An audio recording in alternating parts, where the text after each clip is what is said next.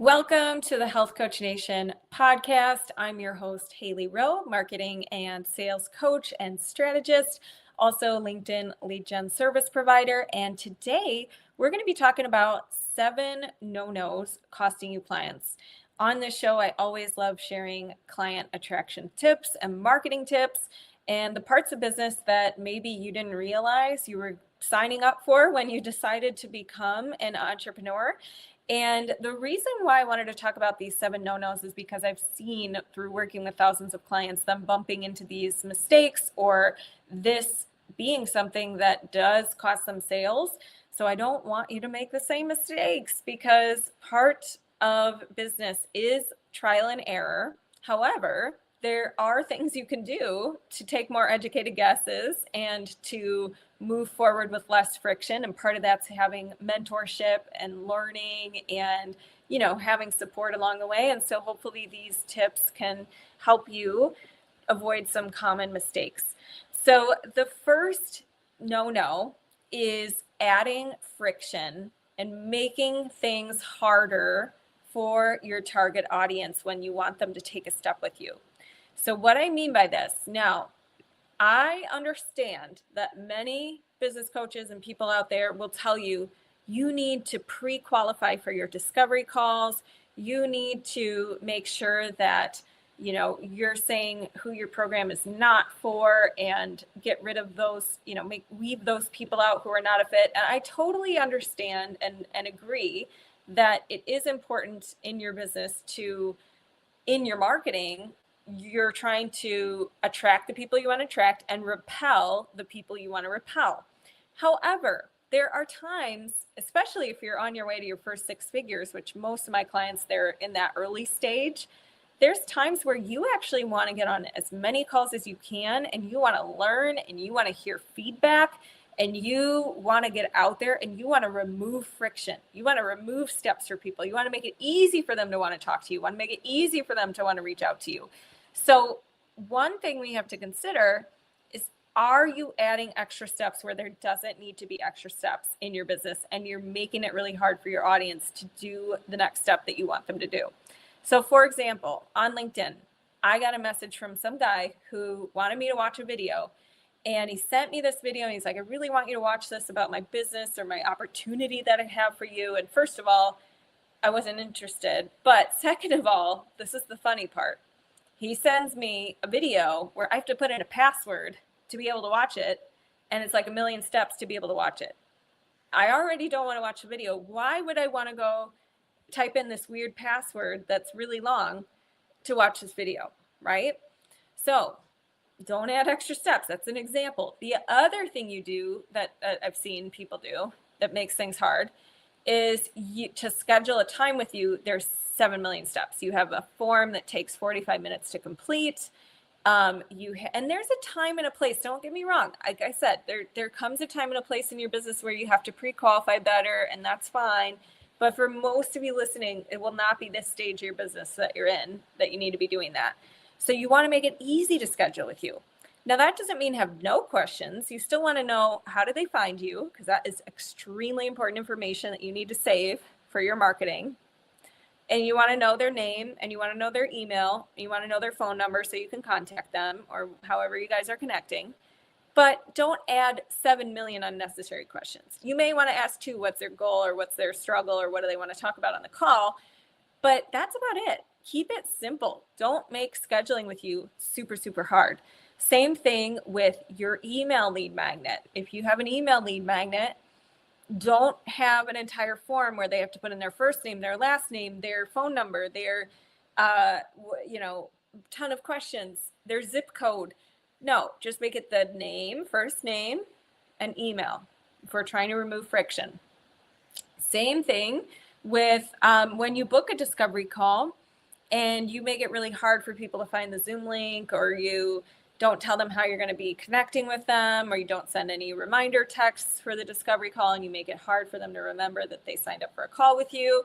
So if there is something you can do to make it easier, like remind them or send them the Zoom link ahead of time or whatever it is, this is really important. So make things easier for your target audience, not harder. remove steps, remove friction, don't add friction. And it's the same thing in your coaching program. When you're actually working with clients, how can you remove extra friction? How can you make the process easier, more convenient, less guesswork for them? And that will make you a really good coach. And that will also get you more clients because you are providing so much value because you're removing so much of the uncomfortable parts, right? So that's something to think about. The second no-no is ignoring people in your current network and thinking only all the time that you need new eyeballs. I have seen so many of my clients just not see opportunities right in front of them because they think I need something shiny, new people, new marketing method, new, before realizing there's actually a lot of opportunities in front of them where, for example, they have a opportunity where somebody they know owns a company where they could collaborate or they could speak with that person's team or something like that, or they could start a referral program for past practice clients, or they can, collaborate with somebody within their network already and form a referral partnership. So you are allowed to want more followers. That's important. It is important to have more eyeballs on your stuff if you want to grow a business. But before you think, oh, I need to, do all these new things and I got to really get going on that, first look at your immediate network and say, are there opportunities for me to add value here? Are there opportunities for me to connect with my current network here? Have I already talked to each person who follows me on Instagram before, or have I never acknowledged them? Right? So, and I'm not saying send them a pitch, but I am saying don't ignore the people in your world currently who love and support you. And don't send a pitchy message, but do engage. Do look for ways to be useful. Do look for ways for how you can support people, how you can be a connector, how you can network, all of that, because there's chances are that you have some golden people in your network already who maybe even want to work with you, but you're ignoring them because you think I need new all the time. Okay, the next no-no is only posting content with no call to action or no lead gen. So how many of you post just to post and get it off your to-do list instead of posting with a strategic call to action, a plan in mind, a plan in how it comprehensively works with your other content that you're doing because you're speaking to different buyer types in your posts and you actually have a plan. And you have a call to action that's intentional, a call to action to either sign up for your email list or, engage with you so you can engage with your audience or whatever.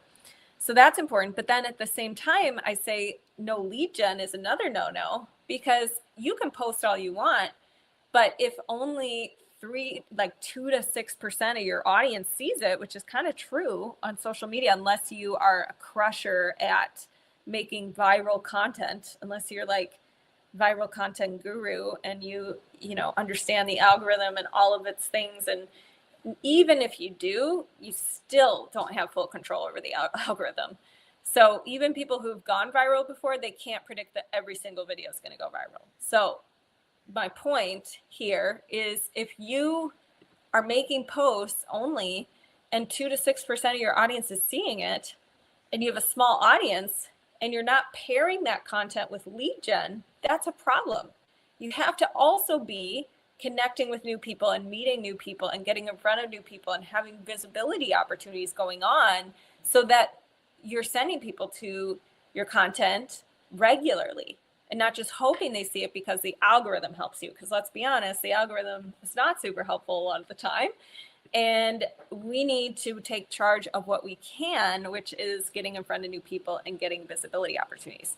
So when I say lead gen, I'm talking about doing collaborations with someone who has a bigger audience and you speaking to their audience and sending visibility to your traffic channels or your lead magnet or whatever. Or I'm talking about going out locally and doing a workshop in front of 20 people at one time, new audience, right? Or I'm talking about doing LinkedIn lead gen, where you send out connection requests and you network on that platform. And if you want my class on that, it's at haileyrowe.com/LinkedIn. And I take you through how do you do LinkedIn lead gen. Or I'm talking about going on a podcast and sharing at the end how people can connect with you. Or there's many different forms of lead gen, but the point is you don't just post content and that's it. You have to also do lead gen with the content. Another big no-no is avoiding AI. AI is here. It is a part of our world. And if you're not using it as a tool, you may get behind compared to other people who are using AI. So what I mean is, I don't think, let's be real, we've all seen the content where people made AI content and we can tell. And it's like the one that I know now that I've actually been guilty of, because I normally read it and I'm like, this is pretty good. But then I'm like, oh, this totally sounds like AI. Here's what AI is doing now in content. And then I'll go back to my story. But it's, if it says like, it's like, let's say they present a problem in your post, you're struggling with weight loss or whatever. It's not blank, meaning it's not that you're not disciplined. It's not that you don't have the motivation. It's, and then they say the answer. AI is doing that all the time now. Every ad I see on Facebook, everybody has that. And it is a common copywriter thing. But now I think AI is just doing it on everybody's posts. So anyways, I went off on a tangent, but my whole point is you can use AI to help you improve content or clean it up. You can use it to help you organize your ideas. You can use it to help you break down a project. You can use it to help you with making, like taking one long form piece of content and then turning it into smaller pieces of content, like a blog, and you want to turn it into other short threads posts or things like that. You can use it to create standard operating procedures for your team members. Like if you want to give them directions on how to do something, you can use it to help you with that. And you can also use different AI tools for like transcripts or like taking video clips out of, like Opus Pro is one AI tool that takes like long form content and breaks it up into little short bitty clips. So there's tons of tools out there, and I don't think you need to go crazy with all of them, but I do think if you're not using it at all to save you any time or to help you research something or to help you with grammar, just reading over something and fixing the grammar, you probably are missing out because it can save you a lot of time. And I don't think we should rely on AI for everything because it can get things wrong and it is very self-validating. It will just, its job is to just butter you up. How often have we seen our ChatGPT be like, that is a great idea, Hailey, great thinking. But so you do need to use discernment with AI, but you still need to use it. Okay. And doesn't mean that you shouldn't also have support. I have my own mentors. I have my own courses. I have all that kind of stuff. But I do also use AI to help me implement the courses faster, to help me organize my thoughts, to help me clean up messy documents or messy spreadsheets or things like that. Okay, the next, oh, by the way, speaking of AI, I just learned about a cool AI tool that transcribes things, and it's called Granola. So if you want something to transcribe longer videos to make smaller posts for yourself, you could check that out. Okay, the next no-no is letting little things derail your business or productivity, or going off of feelings and letting that derail whether you work or not. So if you're going to have a business, it's a job. It is something where it's not like you're just going to do it when you feel like it and then it will take off. You have to actually show up just like you were a paid employee at a company at one time if you had a day job, and you have to not do it when you don't feel like it. Sometimes you have to show up anyways, okay?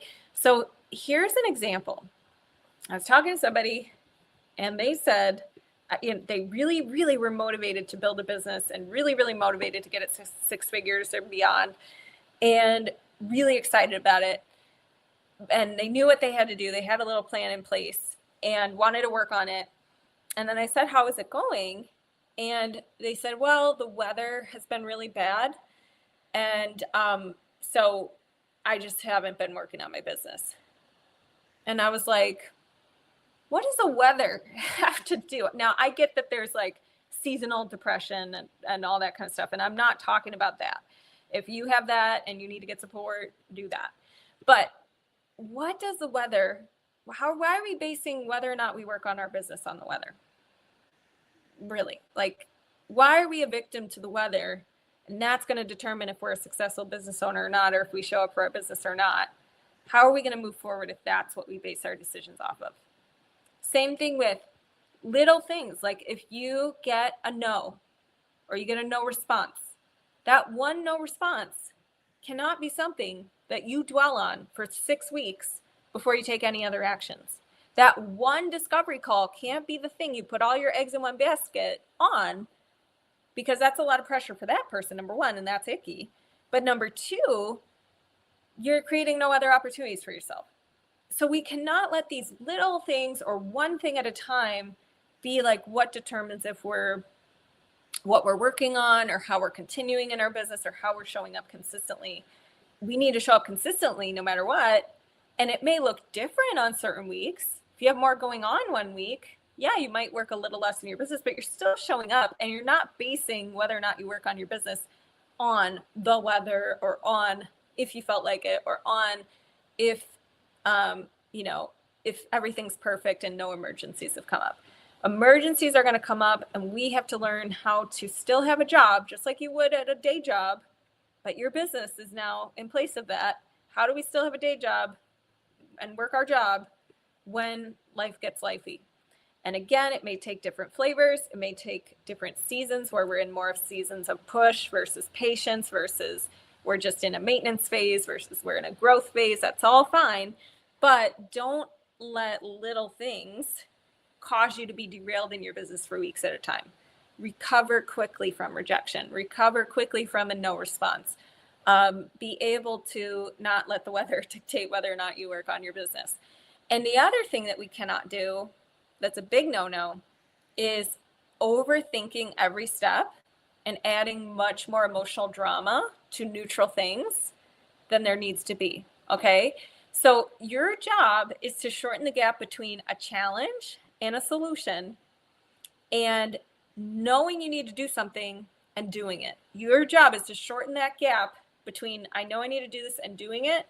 But what prolongs the gap is when you're like, well, I don't know what people are going to say. I don't know if people like me. I'm overthinking this. I'm whatever, right? And then it prolongs the gap. But your job, if you were just neutral and decisive, would be, I'm going to do this. I'm going to see how it goes. And then I'm going to iterate, or I'm going to, keep refining and improving. And that is how you build a business. So set yourself up for success by understanding your brain's going to try to talk you out of so many things. Your brain's going to compare, your brain's going to overthink, your brain's going to say it's overwhelmed. And your job is to shorten that gap between the overwhelm or the feeling stage and saying, yes, that's okay, and I can still do this. Or finding a way to coach yourself through that quickly so that you get into an emotion where you can take action from, an empowered emotion that you can take action from. And that's what, if you're a coach, you are your own best first client, right? Because that's what we do as coaches, is we help our clients do the things they say they want to do, but they're not doing. And so you have to be a master of doing that for yourself if you're going to ever coach someone well, right? Okay, the next thing that's a big no-no in business is wanting everything to be easy and passive. You're just setting yourself up for disappointment, okay?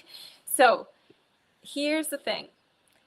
If you're building a coaching business or an online business, nothing is ever passive at the start. I don't care if you set up a course or someone tells you can set up a passive income stream. That's great, you can, but it all starts with action, and it's never not any work. So the sooner you can let go of trying to avoid work, the faster you're going to move, okay? And the sooner you can let go of thinking you need to know how everything's going to work out before you take the action, the sooner you'll actually move forward and make the progress you want. Versus if you need to know it's going to go a certain way, you will never do it. And you will never create the result you want because you're so, you're not doing anything, obviously, and you just have the wrong attitude, in my opinion, about it, okay? So everybody wants to, there's a Hippocrates quote I'm going to read you really quick. Everybody wants to heal until the medicine shows up in the form of discipline. Okay, so what do we mean by this? we all want a 6-figure plus $1 million whatever business. We all want flexible schedule. We all want amazing clients, and every single one of them are perfect, and we love every single one of them. We all want that. But then when we realize the steps to get there, or the things we have to try to get there, and the medicine shows up in the form of discipline, the path shows up in, I got to learn how to develop new skills. I got to learn to do things I've never done before. I got to be willing to be uncomfortable. I got to be willing to take emotional and financial risks. When we see that, then suddenly we're like, oh, is healing really what I want in this Hippocrates example, right? So what we need to do is we need to, if you've ever watched the Taylor Swift documentary, she talks about how everybody wants success or wants a tour like she had, but nobody wants to acknowledge or do the work that it took her to get there, to create that, right?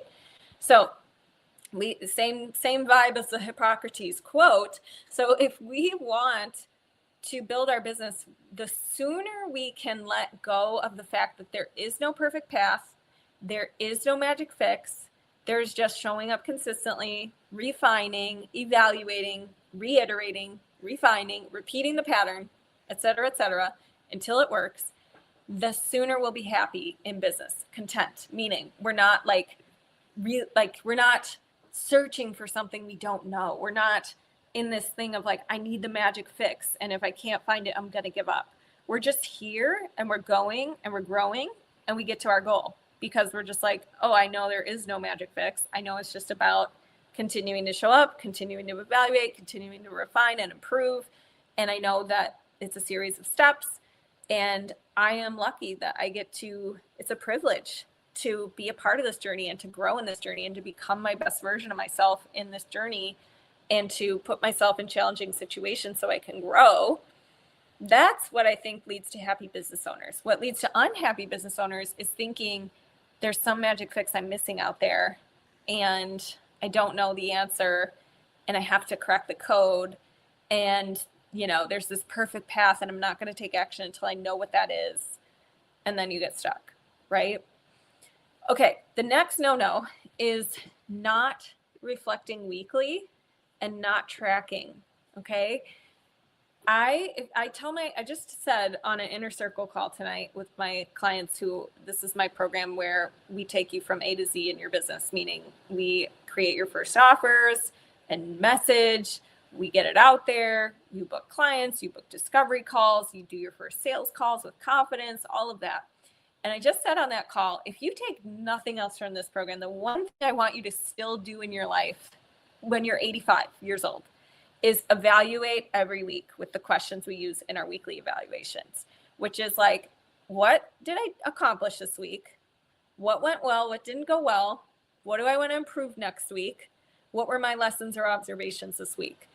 And that is so powerful if you want to book your next clients, because if you never take the time to evaluate what you're doing, you're just going to keep doing and throwing spaghetti at the wall and not knowing what you need to refine and improve. So we need to go through the reflection, and we need to trust ourselves that we have answers that we can discover when we do a reflection. And we also need to track our metrics that are important to us. So anything you want to improve, you want to track. So if you want more clients, you need to start tracking how many new people am I meeting every week? How many offers am I making every week? How many invites to my freebie, if I have a freebie, am I mentioning or offering each week? Those are some key numbers, right? Or did I evaluate my discovery call and see what did I do well? What did I not do well? Where can I get better next time? You got to track that kind of stuff. And if you want to know just some things that I've tracked throughout the years that have really helped me stay on task, I've tracked sleep hours for myself when I want to form better sleep habits. I've tracked nutrition diversity. So one thing I wanted to get better at was having more different plants in my diet. So I tracked 30 different plants a week. I also have tracked my marketing minutes, meaning how many offers or connections am I making for collabs? How many posts am I committing to per week, emails, et cetera, et cetera. I've tracked client backend improvements when I've been working on revamping my program. So I've had different things I track there, like renewal rate and all of that kind of stuff. I have tracked my income and expenses, obviously, as bookkeeping, number of calls each week, whether it's how many collab calls did I have, plus how many discovery calls did I have. I track where they come from so that I know where to spend my marketing time. I've tracked protein grams before. I've tracked workout weight, like PRs, personal records, so I can remember what I even did last week at the gym. I've tracked number of, like I said, number of offers. So I've also tracked positive reply rate on LinkedIn lead gen. So what percentage of people are replying to my connection requests or accepting my connection requests. These are all just to give you examples and get you thinking of what can I track so that I'm staying in alignment with the goals that I want, the life that I want, all that kind of stuff. Okay, so just to recap these no-nos so that if you remove these things, I would find it hard to believe that you would not get a client very soon. Okay, so the first thing we're going to stop doing is we're going to stop making things harder for our target audience. We're going to stop adding more friction and steps in our business where there doesn't need to be more steps. We're going to stop not paying attention to the people in our current network. We're going to pay attention to them. We're going to see where can we be useful. We are going to not post. Our other no-no is we're not going to just post with no call to action and no lead gen. We're going to include calls to action. We're going to be strategic with our content, and we're going to pair it with lead gen. We're not going to avoid using AI. We're going to embrace it, and we're going to find ways we can use it to help us. We are not going to let the little things derail us in our business or our productivity. We are going to actually, embrace that business comes with big feelings, and our job is to learn how to process those big feelings and be resilient and still take action and still, support ourselves and show up for our business just like any other job. We are going to stop wanting everything to be easy and passive and instead embrace this may be challenging, but I can't wait to see who I become in the process. And we are not going to avoid reflecting and tracking. We are going to track, we're going to reflect every week so that we can stay connected to our goals and keep improving, and what gets tracked improves. Okay, so if you have any questions about how you can book your next clients and any, maybe some of these no-nos resonated with you and you want to get coached on one of them and work through one of them because it's a pattern for you, this is the kind of stuff that I do with clients in coaching. And I do private coaching. I also have the small group private hybrid program called the Inner Circle. You're welcome to reach out anytime at HaileyRowe.com. And I will talk to you guys soon. Thanks for listening.